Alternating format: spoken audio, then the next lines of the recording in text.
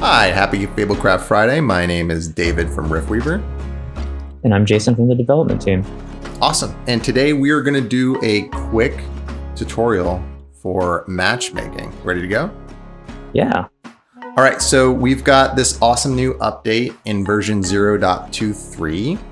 And if you come over here, and by the way, check out a cool new background that we've got, to the campaigns tab, you'll notice that we have 3 new sections. So before this was all lumped into one area, but now we've got active, we've got find for all the public games that are currently live, and then we've got create, where you can create your own game.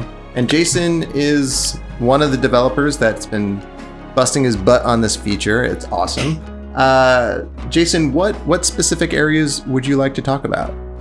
Yeah, so now since we have matchmaking, that means you can put out your games into the public sphere for other people to come and join them. And one of the things that has changed that you'll see almost immediately is that we've updated our campaign creation process. And now you have an entire section dedicated to all of the public details that you can add to your campaigns. And so these are things like the time of day that you want to actually schedule your game for, how long your sessions are planned to be, and also how you want to look at the intensity by communicating this through a note, right? Like you can communicate all sorts of stuff to your players so that they know what they're getting into and so that you can vet them later. After campaign creation is done, you'll be able to send it out into the wild as a flyer, basically, similar to the old school way of putting up a notice for other people to come see it. So that's a major new part of our matchmaking process. Yeah, and right now you can't see it, but I see it. Jacqueline actually from the design team has posted a couple of games that she's hosting right now that it's, this game's happening on Monday, April 14th at 4:30 Eastern. It's going to be for an hour. And she put this little note here. It says, ahoy, this will be a beginner friendly campaign. So it's just, again, great little shout out to how we hope other people use this feature. Yeah. And, with the new finding feature that we have inside the game, you're able to see everybody's campaigns that are created all around the world. You can filter them, which is really just letting you see them relative to whatever time zone that you want to see or whatever parameters that you want to make sure that you're comfortable with. So you can look at, I only want to play games that are 30 minutes long, or I want to play games that are over 2 hours long. You can make sure that you see public games that actually fit the criteria that make it best for you to play. I love it. All right, so I'm going to go hop into the game. I'm going to make a public campaign, join it, and I'll see you there. Yeah, sounds good. All right, here we go. We're going to host a new game. So what I'll come up here is give it a name. We'll call it Bad Bridge because I have a fun image that I like right here that I want to use. Who put together this bridge?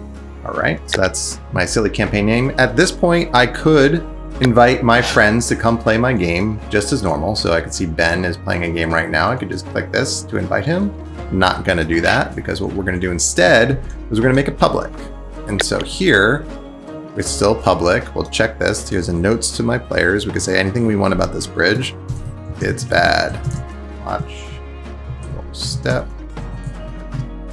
We set the time zone, so it's defaulting to my current time in New York, which is 4 o'clock or 4 Eastern. I'm going to set a date, so I'll set it for, let's say, it's a couple Saturdays from now in the future. And then I'll set a start time. Let's do a reasonable 8 p.m. And at this point, we'll do a 90-minute campaign. Once you have all these things set up, you just hit create and share. This is giving me an opportunity to add a calendar invite to my personal calendar so I don't forget. And you'll see it active just like you would for any normal campaign. We're going to hop in there. So I just jumped into my campaign. I'm just waiting for Jason to apply. Oh, there he did. So you'll notice you'll get a notification here on our new notification center. And so this is the request. I can click this. And there you go. We see our note. Hey, yeah, this will be my first campaign. I'm so excited to play and see what TTRPGs are all about. So this Jay seems like a trustworthy fellow. I'm going to hit approve.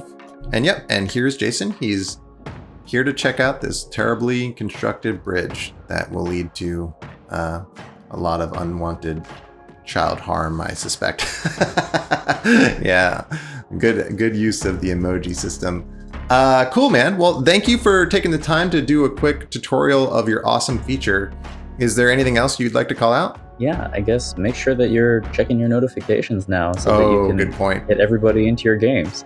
Yeah, that's a great point. Yeah, if you are a host, make sure you are checking out your notification center and paying attention. That center, by the way, you can check that out while you're in the middle of another campaign or when you're doing some single player content. So it's completely accessible throughout the entire app. All right, well, thanks so much for joining us on Fablecraft Friday, and we'll see you next time.